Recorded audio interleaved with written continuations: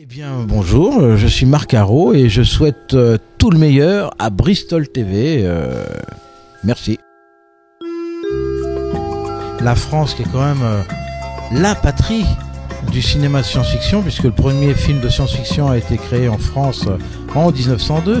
Aujourd'hui, on pourrait même plus faire Amélie Poulain. Maintenant, on fait faire des films par les présentateurs météo. Donc, je pense qu'un rugbyman a plus de chances de réaliser un film que moi. Les films que j'ai envie de faire, c'est des films qui peuvent passer à la télé ou au cinéma, mais que les gens ont envie de voir. Donc j'en ai pas grand chose à faire des pubs qu'il y a autour.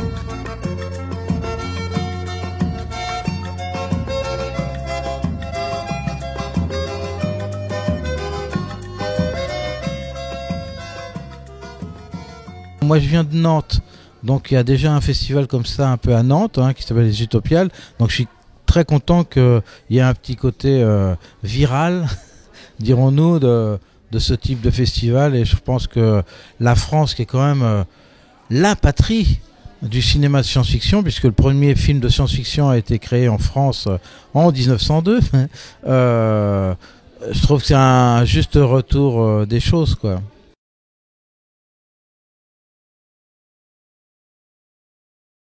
Alors pour moi c'est un mystère complet depuis des années. Moi j'œuvre dans le genre depuis quand même maintenant 40 ans et aussi bien en bande dessinée avec une revue absolument extraordinaire qui s'appelait Métal Hurlant que dans le cinéma et dans les films d'animation. On a eu quand même films de Topor, enfin il y a eu beaucoup de choses et on est quand même encore très très frileux en France pour produire ce genre de film et c'est un peu un mystère encore pour moi pourquoi on va pas alors qu'on a un genre je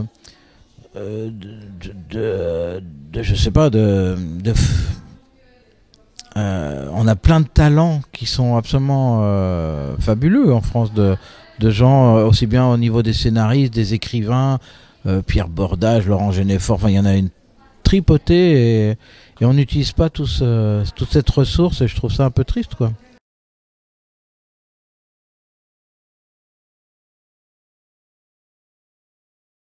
Je pense que ça a imprimé une direction très très graphique et visuelle au genre de film que j'ai pu faire.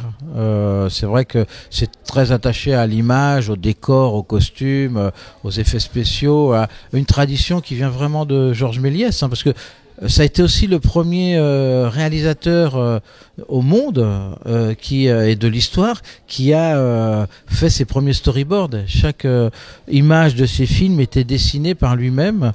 Et donc moi je renoue un peu avec cette tradition.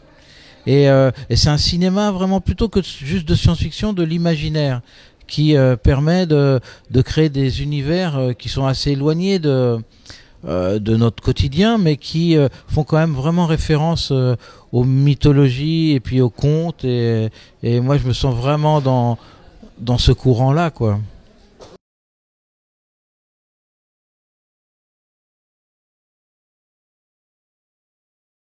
Alors moi c'est plutôt le phénomène inverse qui s'est produit, c'est que moi je viens de la bande dessinée et puis après du cinéma d'animation et puis après avec des comédiens, quoi. Donc c'est plutôt le cheminement inverse, mais je continue à faire des petits trucs d'animation ou pour des clips ou pour des courts-métrages. Voilà, pour les films, c'est vrai que quand vous avez goûté au contact avec les comédiens, au travail qui peut se passer avec eux, c'est quand même tellement plus riche que de travailler avec soit des marionnettes ou des petits dessins que après c'est difficile de revenir en arrière.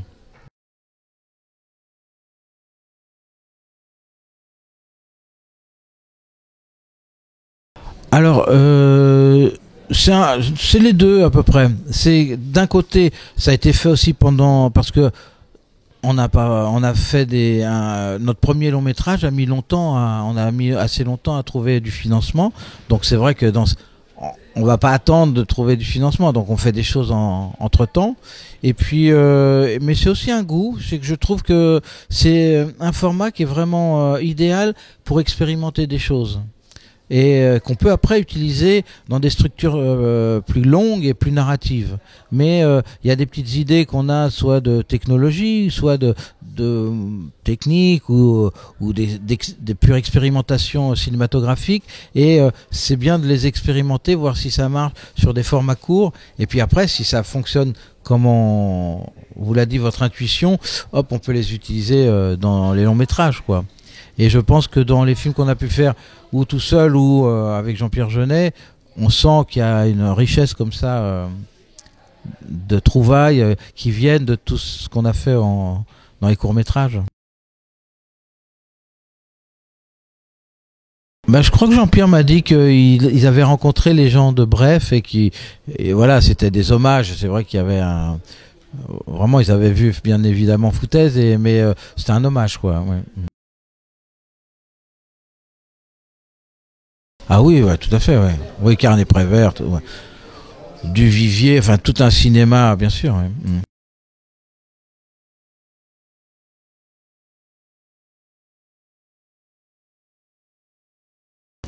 Alors, je pense que il y a tout, ça n'a pas ouvert non plus tellement une voie d'un cinéma de genre en France. Moi, je pensais que ça aurait pu permettre plus de films de ce genre. Je trouve qu'on est quand même... ce que je trouve un tout petit peu dommage, c'est qu'on a un manque de diversité. C'est vrai que moi, j'ai un peu la nostalgie du cinéma italien, par exemple, où il y avait une très très large diversité de films. Il y avait des Dino Risi, mais du Visconti, du Pasolini, du Fellini, et puis du Dario Argento, du Sergio Leone. Tu vois, il y avait une vraie diversité comme ça. Et moi, c'est ça qui me manque en France. À une époque, on faisait des films de KPDP, on faisait des polars, on faisait des choses, on faisait des coproductions avec l'Italie, et même des westerns avec Trintignant, des choses comme ça. Et moi, c'est ça qui me manque. Ouais, et Johnny Hallyday aussi, il a fait un western avec Corbucci. Tu vois, il y avait une genre de diversité. Moi, c'est ça qui me manque le plus. Là, je trouve qu'on a un peu... Soit on a des comédies très télé... grosses comédies à la française, soit des films un peu plus... films d'auteur, un peu sociaux et tout ça. Et c'est un peu un no man's land. Et moi, c'est ça que j'aimerais qu'on régénère, quoi, parce que je trouve un tout petit peu dommage de laisser, j'ai rien contre les Américains, il y a 1000 films que j'adore, hein, et des acteurs et ce que tu veux, mais je trouve que laisser tout l'imaginaire à Walt Disney, je suis pas super convaincu que c'est une bonne chose, quoi.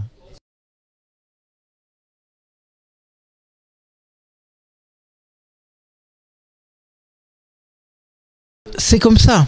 Je pense pas que c'est là qu'il va pouvoir se passer grand chose, parce que les besoins sont pas les mêmes.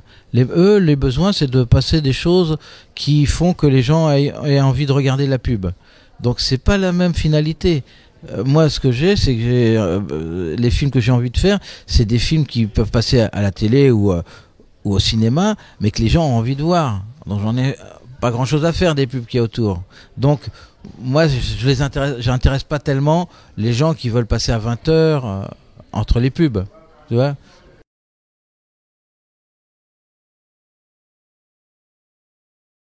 Ah, mais c'est clair, c'est même pire que ça. Aujourd'hui, on pourrait même plus faire Amélie Poulain. Donc non, non, c'est dramatique ce qui se passe, hein. Là, je pense qu'on est à l'époque, tu vois, la berlusconisation du cinéma italien, on est à peu près on a besoin que de gens qu'on voit sur les plateaux télé. Maintenant, on fait faire des films par les présentateurs météo, hein, donc je pense qu'un rugbyman a plus de chances de réaliser un film que moi. C'est clair.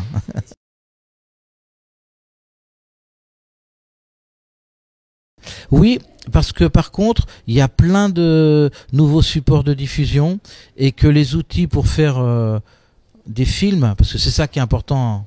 C'est pour ça que moi je dis, faites des films. Maintenant, vous avez des appareils photo, là, vous êtes en train de me filmer avec un truc que j'ai moi aussi, hein. On peut faire des films qui coûtent moins cher que à une certaine époque, quoi. C'est plus facile en tout cas.